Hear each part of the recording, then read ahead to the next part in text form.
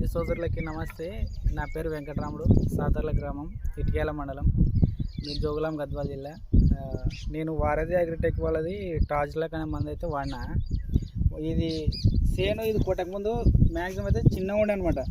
కొట్టిన తర్వాత నీట్గా ఎటువంటి దోమ కానీ ఈ విధంగా ఉండేదా గ్రోత్గా ఈ విధంగా ఉండేది. ఇప్పుడు ఇటు వచ్చింది అనమాట. నీట్గా ఎటువంటి దోమ కానీ పురుగు కానీ పెయిన్ బంక అటువంటివి ఏం లేవు. సేన్ అయితే ఎక్సలెంట్ న్యాచురల్ గ్రోత్. అంటే కొంతమంది బయోలు అనుకుంటారు, దీన్ని బయోలకు కూడా పనిచేయలేదు అనమాట. నీట్గా కంపెనీ మంది కొట్టినట్టు వచ్చింది. మంది అయితే ఎక్సలెంట్ న్యాచురల్ గ్రోత్.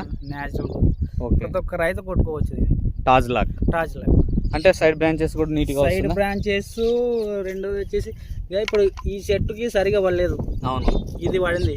ఇప్పుడు మీకు ఇన్నే క్లారిటీ వస్తుంది. అవునవును, అట్లా ఉండే అనమాట చెట్లు. ఇది మా వాడు మరి సరిగ్గా కొట్టినాడో లేదో వీటికి తెలియదు, కానీ మంది అయితే ఎక్సలెంట్ పని చేసింది. ఇదంతా ఉందిలే, అంతా అక్కడక్కడ పడినప్పుడు మామూలుగా కామన్ అది. మొత్తానికైతే దీన్ని రైతులకు చెప్పొచ్చా టాజ్లాక్ని? చెప్పొచ్చా? ఓకే, మీకు వర్త్ అయితే ఉంది. అంటే కింది ముడత పై ముడత అన్ని పోతున్నాయి, అన్ని క్లియర్ అయినాయి. అసలు ఆకుండా ముడత అనేది లేదు, ఇస్త్రీ చేసినట్టు నీట్ ఉంది. Okay okay. ఇప్పుడు మామూలుగా న్యాచురల్ గ్రోతే వస్తుంది కూడా. Natural growth. అంటే కొంతమంది బయలు కొడితే పచ్చగా ఆకులు. అవును, మీరు చూసినా అవును అర్థమవుతుంది. లీనే కనిపిస్తుంది కదా, బ్లాక్ గా న్యాచురల్ గా కనిపిస్తుంది.